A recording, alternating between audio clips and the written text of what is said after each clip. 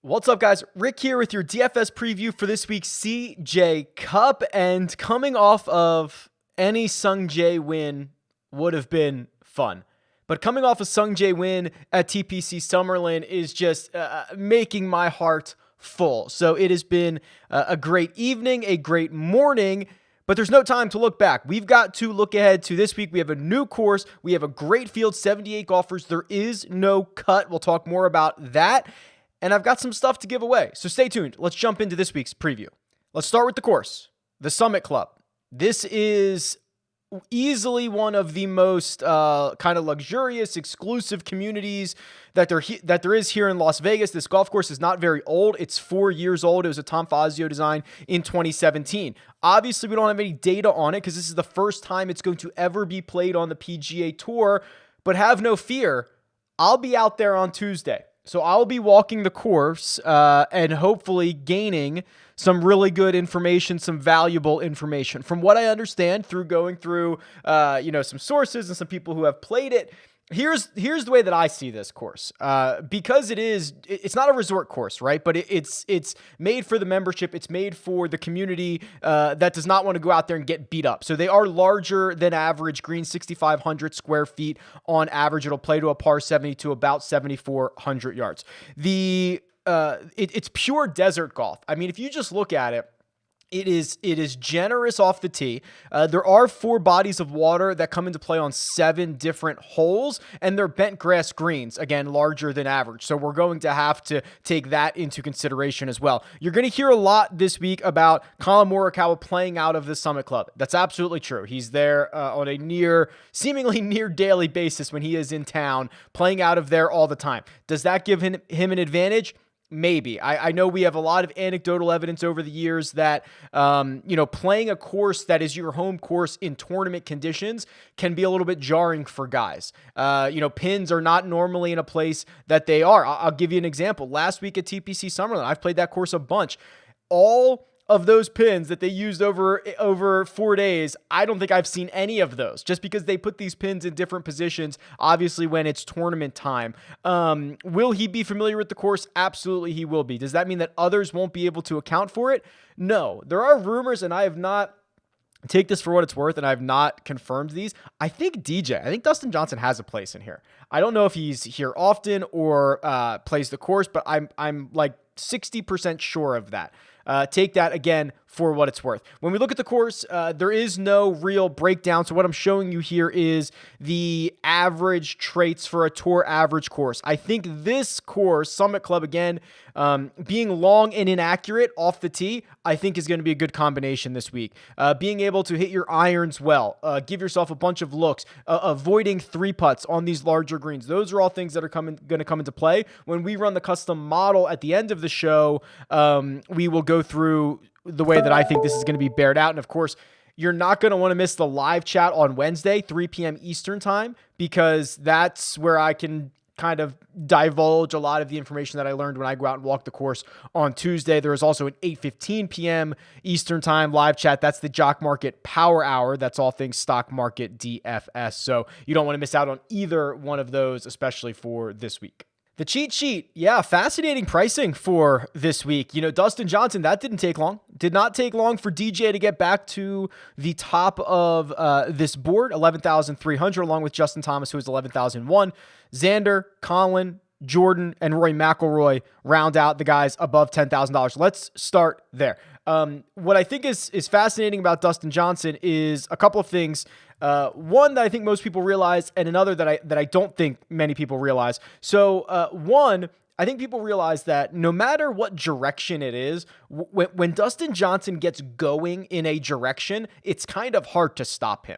That could be the run that we saw at the end of 2020 where he's just winning everything and constantly in contention, or it could be basically the vast majority of this year where he struggled and he just never really put it together. So after gaining all 5 points at the Ryder Cup, you would expect him to be trending in the right direction. Maybe it's going to be hard to slow him down. But what I don't think people realize is how good this putter has been.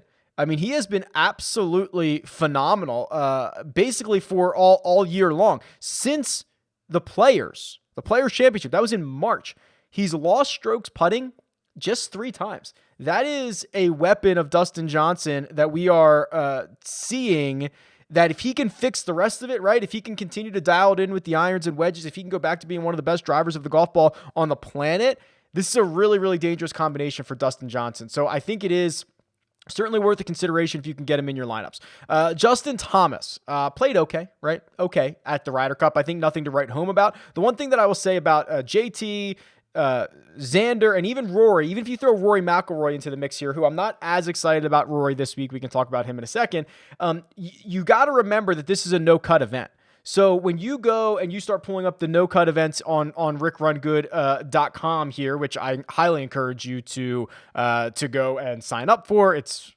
I love the tools. You're looking at them right now. You'll love them too.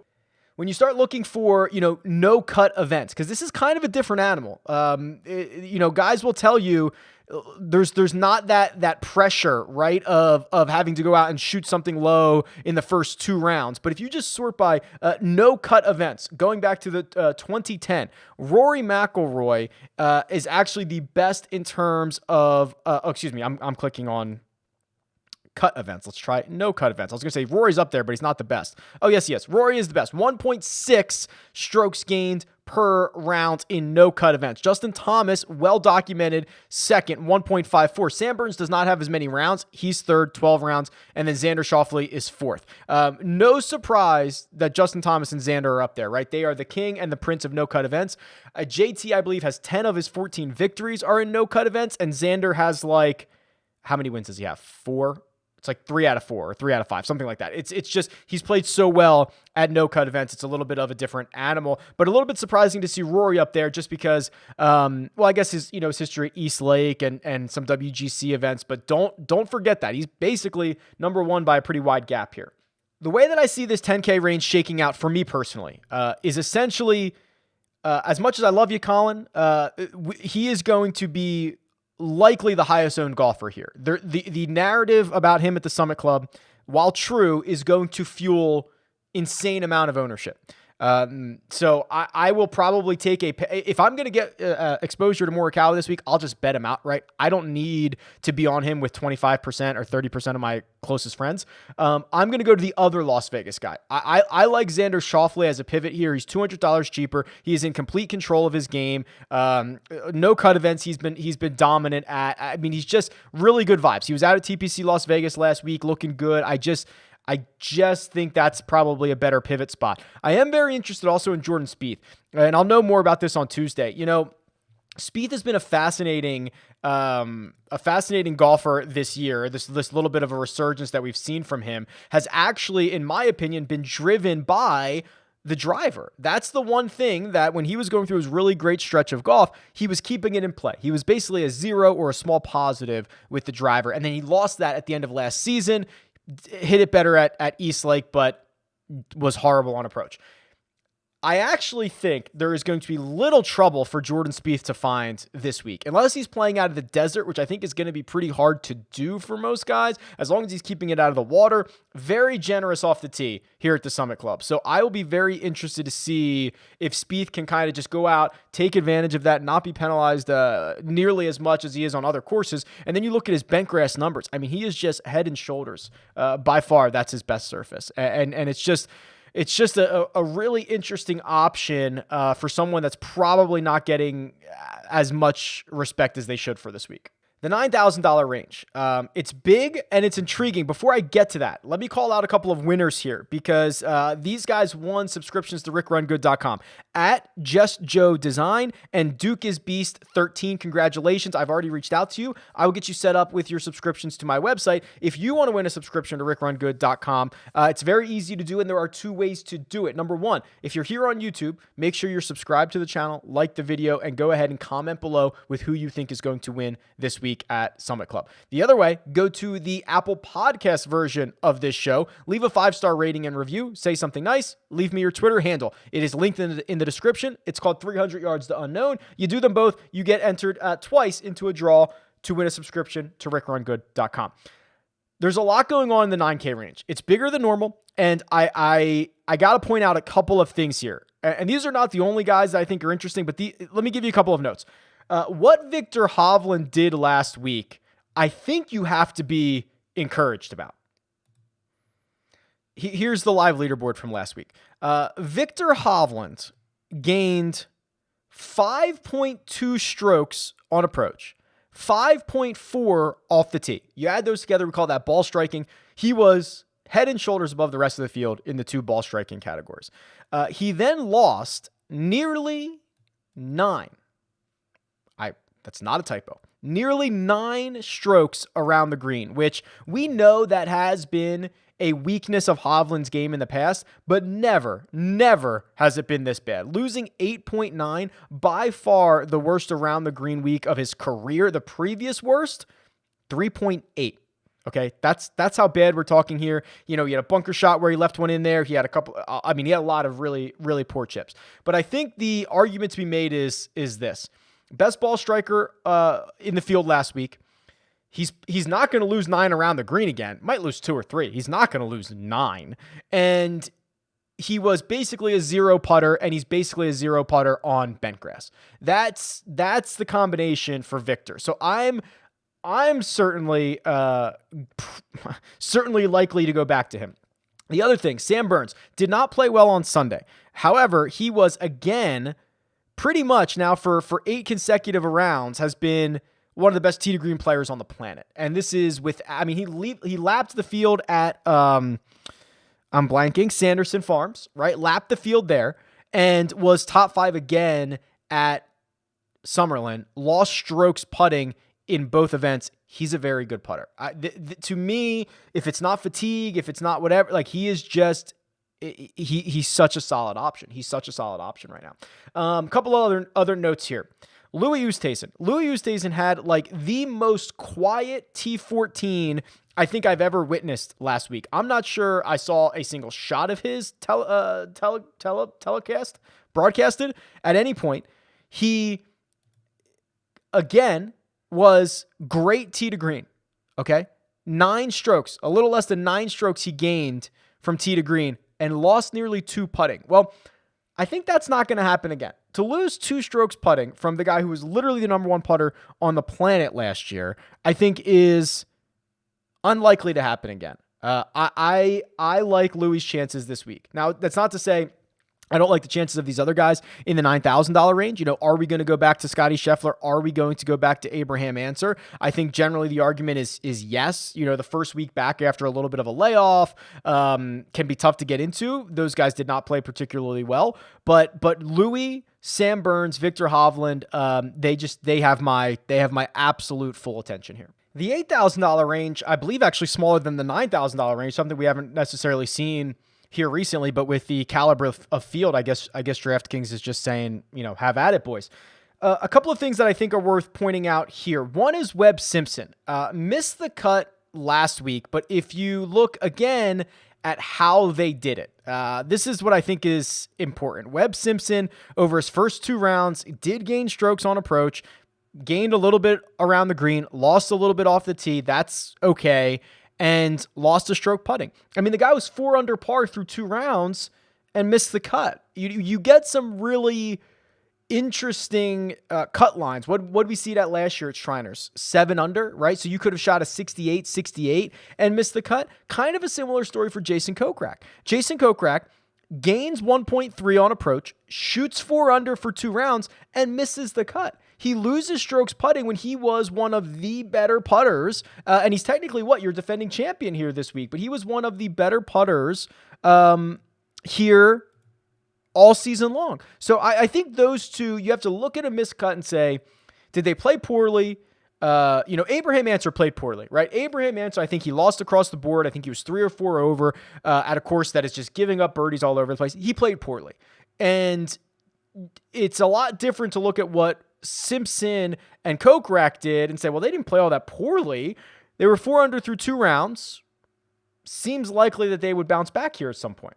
Now, with a stacked field like this, you get names in the $8,000 range and even $7,000 and $6,000 range that aren't normally there. So what I kind of like to do is reassess my my thoughts on these players, kind of go back to the Holy Grail here, give this a chance to update, and just look at the best players over X period of time that are in the 8K range. So I'm just going to say since July 1st, and actually I can do this a couple of different ways. But number one, believe it or not, Kevin Na, who withdrew last week, has been phenomenal on large bent grass greens. He's actually 7,800. He's not even 8,000. The first actual 8,000 guy that shows up is Shane Lowry, then Webb Simpson, then Paul Casey. Let's do this a little bit differently here. Let's go to the course key stats, and let's just look for last 24 rounds of, well, actually, hold on. There's like 9 different ways I can do this because this is actually weighing them for the tour average course. So let me go to the Holy Grail. I'll go to the stats page.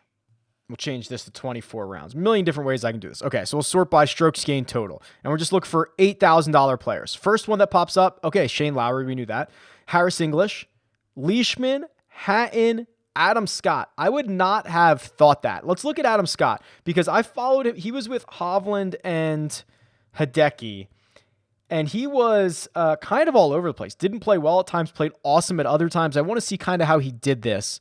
Yeah, that's about right. Gained 4.5 on approach, not be great off the tee. He putted okay. That's actually 1, 2, 3, 4, 5, 6, 7 out of his last 8. He's gained strokes with the putter. Really good sign there. I would not mind that. I don't think I would mind that. Played well at the Wyndham, played well enough last week. Didn't get a great result out of it, but T35. I don't think I would mind Adam Scott at $8,100. Interesting. Yeah, the 7K range here. This is where it's at. So there are so many good names here. I'm a bit torn on Kevin Na at the moment, but the stats, the bent grass numbers, the large green numbers, he's playing well. I get it. Where I would probably allocate my resources, and before I jump into this, keep an eye on Harold Varner III. Congrats to him and his wife. They just had HV4, right? So I don't know if he's playing this week. He is in the field as of right now, Monday morning. Keep an eye out on this. We'll see. I'm not sure if he's planning on playing or not. I'm sure we'll find out soon. Couple of really interesting things here. Sergio's back, right? So Sergio Garcia, who played great at the Ryder Cup, then had to make the trip right to Sanderson Farms, didn't particularly play well. Wouldn't mind rolling that out. Aaron Wise is about to make us a lot of money. That's what this is setting up to be. So let's deep dive Aaron Wise here because I think this is critical. Aaron Wise has always been a really, really good fantasy scorer. He has always outperformed his finishing position with fantasy points because he makes a lot of birdies, makes a lot of bogeys as well, but he's just got like this raw power. He can fire him up. The issue with Aaron Wise for a very long time is that he can't putt. He was 174th on tour last year, but from tee to green, he was 25th. From tee to green, he was a top 25 player. Do you know how valuable that is? From tee to green, he was a top 25 player, 174 in strokes gained putting. Well, he has now gained strokes putting in 3 of his last 5. One of them, he lost only a quarter of a stroke over 4 rounds. And the other one, he lost only 1.7 strokes over 4 rounds, which is much better than the 4 or 5 or 6 or 10 that he has hemorrhaged over 4 rounds at some point here recently. And I told this anecdote a couple of times last week. I spent a lot of time at TPC Summerlin last week. A lot. Almost every single hour that I was there that was not tournament hour, like practice rounds or Aaron Wise's tee time was coming up in 3 hours, he was on the putting green. I swear to you, every single one. He uses that broomstick putter now. He is grinding so hard on the putter, and it's working. And this is the verge of a breakout victory. Is it coming here? Probably not. But you are looking at someone who is already a great fantasy scorer, is figuring out the biggest leak in his game, and is now going to be able to rely on the other, I'll say it, elite aspect of his game. If you're top 25 from tee to green, that's elite. If you're top 25 in any big category like that, maybe not elite, but like very, very, very, very good. So I'm excited about this. We'll see. But this is a very good statistical profile of what we're seeing right now. The other one was, it's Gooch. Yeah, Taylor Gooch. He's $7,200. And this is seemingly an ideal spot for Taylor Gooch, right? So not only is he a better putter on bent grass than he is on POA and Bermuda, but he is generally very inaccurate off the tee, but he hits it okay. He hits it far enough, and then he just taps into a really strong approach game, which is what we're seeing here. Look at this.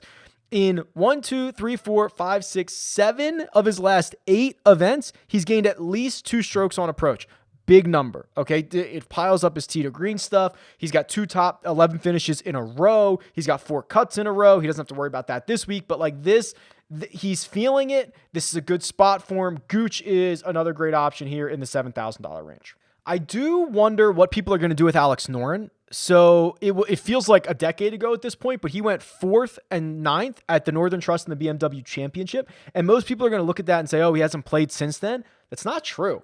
Finished T27 at the BMW PGA Championship. That's a European Tour event that is like their huge event. So T27 there is great. You get a lot of big names over there. And then just a couple of weeks ago at the Alfred Dunhill, this was, I guess, 2 weeks ago, he finished T12. So he's continued to play really good golf. And the $6,000 range, so my eyes immediately go to Cam Davis, like all aboard, let's go. Cam Davis, who had his best round on Sunday, I think it was a 64 or 65 on Sunday at Shriners. That was his best round of the week, a little bit of momentum. Also, if you tell me, as you guys know this, a bomber's course with big greens that you are not required to be accurate is literally the blueprint for Cam Davis. So $6,400, that is a very good price. I will also tell you this. Harry Higgs is kind of interesting. I don't know what the numbers bear out from last week, and we can actually look it up. But to me, and I followed a lot of him because he was with Doc.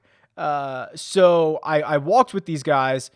To me, he looked like he was in complete control of his game last week. And he was pretty good. 2 off the tee on the positive, a small gain on approach, gained around the green, and lost a half a stroke putting. That's pretty darn good for Harry Higgs, T27. You'd take probably something like that again this week at him only being 6,100. Now, that was a big improvement because he had struggled mightily with his approach play in the 4 events before this. But if he can start gaining again, I'll tell you what, he looked to me to be in control of his game. And I think that is, as much as I love the metrics, there are things that the metrics cannot dictate.